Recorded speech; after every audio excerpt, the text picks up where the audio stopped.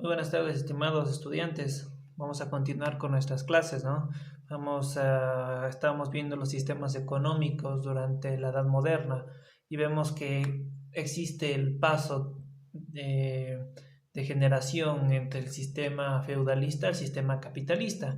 Pero es importante explicar qué es el sistema capitalista, en qué se basa este sistema económico, cuáles son sus directrices, cuáles son sus objetivos, qué es lo que busca, por qué muchos lo odian, por qué muchos lo aman, por qué Marx de cierta manera lo rechaza y tratan de crear un nuevo sistema llamado socialista. Vamos a establecer qué importancia tiene el capitalismo y por qué todavía sigue siendo un sistema que a final de cuentas es egoísta, pero permite surgir a grandes potencias. Entonces vemos que tras el fin del feudalismo e inicio del capitalismo, vemos la crisis del siglo XIV da fin a la Edad Media y causa una importante convulsión en las estructuras socioeconómicas del sistema feudal medieval. Los siglos XV y XVI son el comienzo de la modernidad o la Edad Moderna, ¿no? Como ya sabemos, y se caracteriza por una serie de importantes transformaciones sociales, culturales, económicas y políticas. Estos cambios se producen en el marco de una larga transición del modo de producción feudal al modo de producción capitalista que abarca el siglo del siglo XIV al siglo XVIII. Transformaciones entre el siglo XV al siglo XVI. Vemos que en estos dos siglos, la ampliación de la producción y la productividad en los centros artesanales, los burgos, antecedente de las ciudades. También se ha dado un amplio desarrollo del comercio basado en la producción de mercancías que ya se realizaba en las ciudades. También vemos el desarrollo capital comercial que concentra recursos para ampliar la producción y el comercio. Vemos también el desarrollo en Inglaterra a lo que Marx llamó la acumulación original del capital. El desarrollo de mercados locales y regionales hasta llegar a la formación de mercados nacionales. Los descubrimientos geográficos permitieron el ensanchamiento del comercio y por lo tanto la producción de mercancías amplió, ayudando a la formación del mercado mundial. Se desarrolló el sistema colonial. Todo este desarrollo cultural de los siglos XV, XVI y parte del XVII llamado Renacimiento, y que contribuye junto a los movimientos religiosos al desarrollo del nuevo sistema económico, las revoluciones burguesas que acabaron con el poder de los señores feudales, instaurando el poder de la burguesía. Pero vemos qué es el capitalismo. Vemos que el capitalismo es un sistema económico en que los individuos privados y las empresas de negocios llevan a cabo la producción y el intercambio de bienes y servicios mediante complejas transacciones en que intervienen los precios y los mercados. Es un fenómeno europeo que fue evolucionando en distintas etapas hasta considerarse siendo en la segunda mitad del siglo XIX.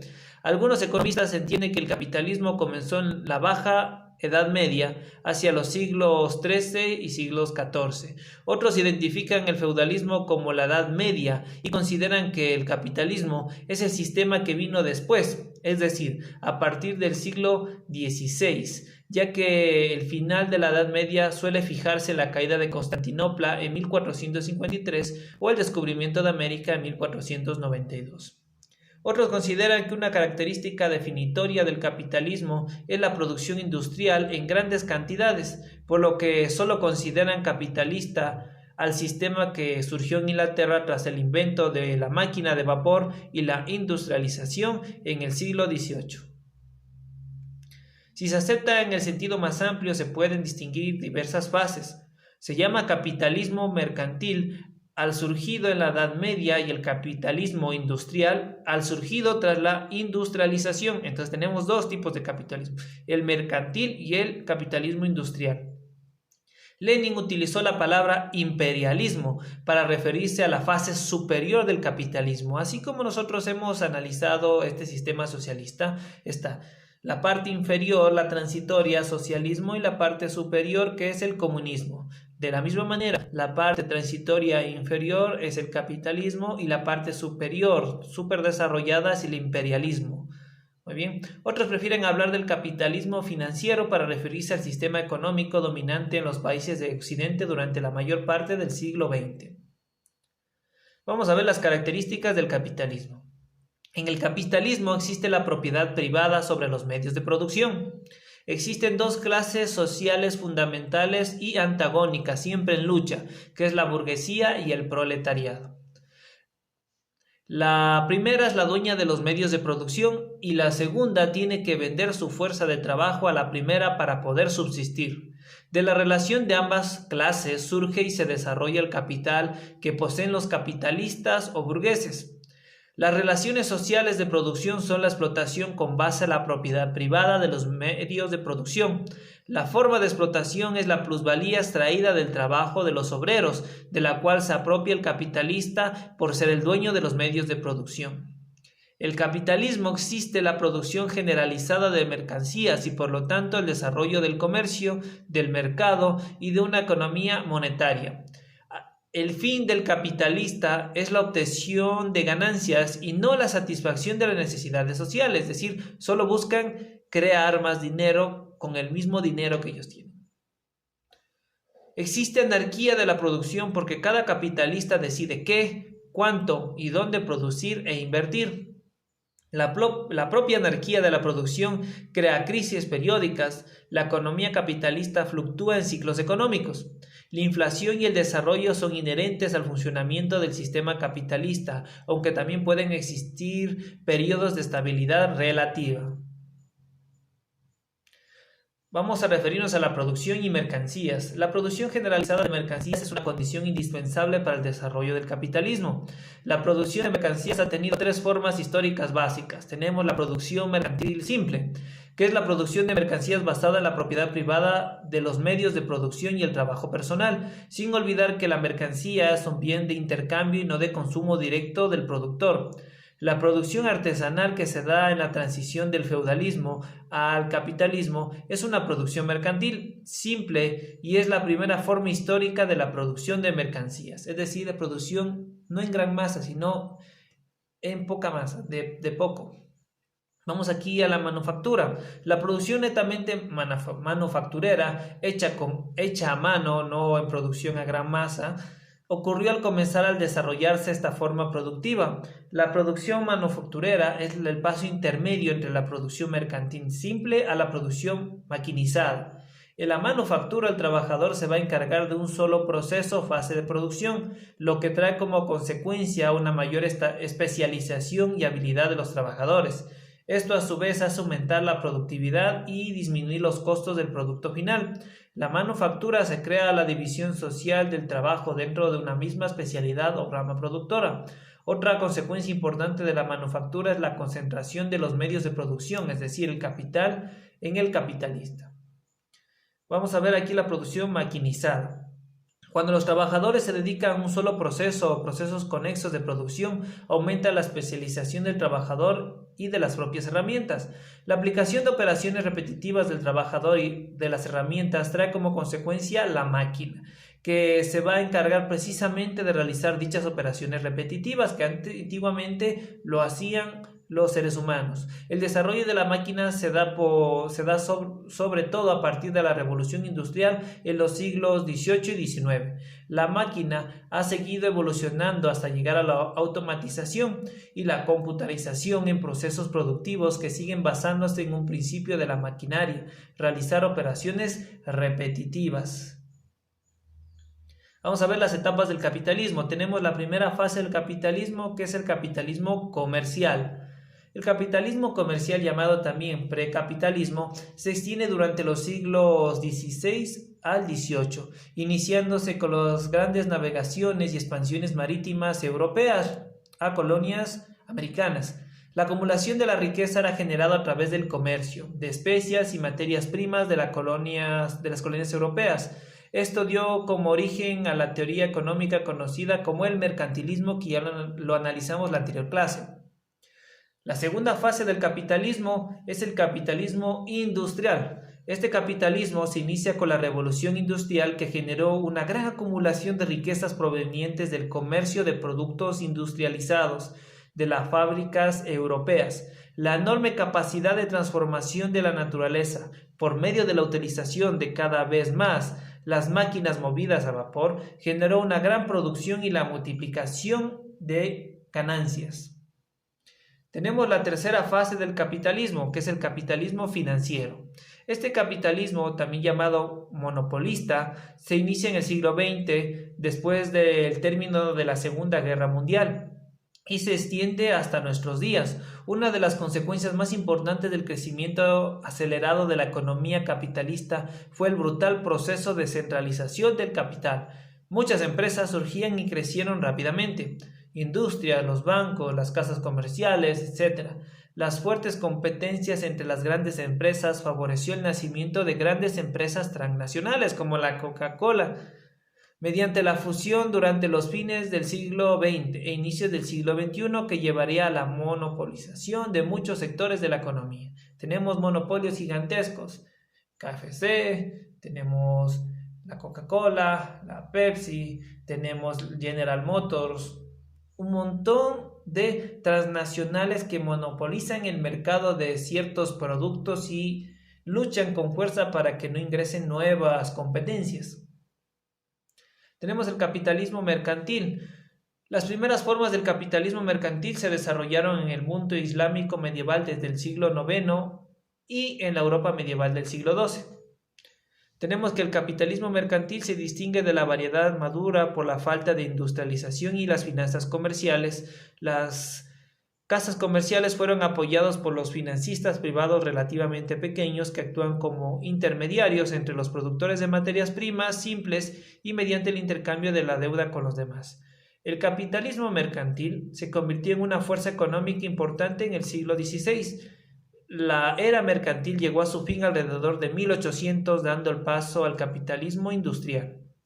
La transformación del capitalismo mercantil al capitalismo industrial, necesario, de acuerdo con Karl Marx, un proceso de acumulación primitiva del capital sobre el cual las operaciones del financiamiento comercial se podría basar en la toma y aplicación de la mano de obra, de la masa salarial y la industrialización posible. El desarrollo del capitalismo mercantil. La riqueza obtenida del comercio se utiliza como capital, es decir, dinero que se invierte en actividades comerciales y productivas para obtener más ganancias. Es un proceso que tiene a la acumulación del capital por parte de la alta burguesía comercial y financiera. Se inicia una etapa de transición entre los dos modos de producción, el feudalismo característico de la Edad Media y el nuevo capitalismo mercantil. Tenemos el surgimiento de nuevas formas de trabajo como el trabajo a domicilio y el trabajo asalariado. Se da una fuerte relación económica entre las zonas rurales del campo y las urbanas a la ciudad. Aquí se da un fuerte proceso de migración del campo a la ciudad porque existía trabajo asalariado. Gran desarrollo del comercio a partir de los cambios de producción agrícola que impulsa la utilización y circulación de una moneda física.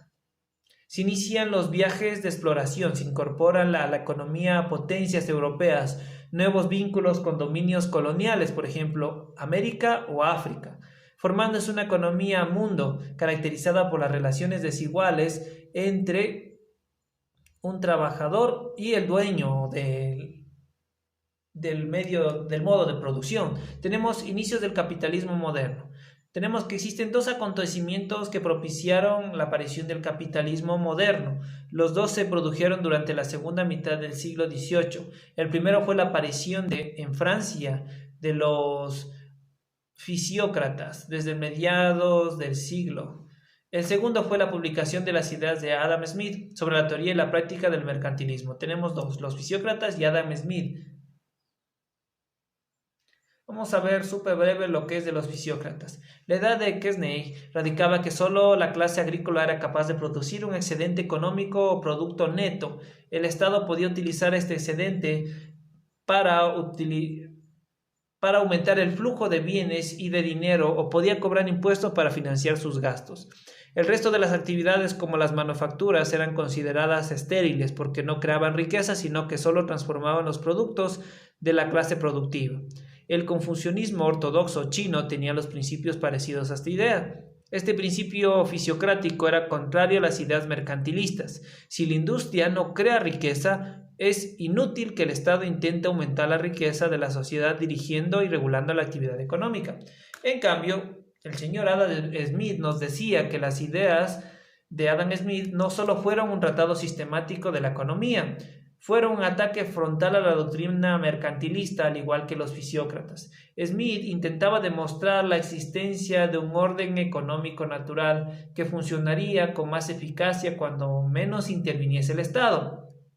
Sin embargo, a diferencia de aquellos, Smith no pensaba que la industria no fuera productiva o que el sector agrícola era el único capaz de crear un excedente económico. Por el contrario, consideraba que la división del trabajo y la ampliación de mercados abrían las posibilidades ilimitadas para que la sociedad aumentara su riqueza y su bienestar mediante la producción especializada y el comercio entre naciones.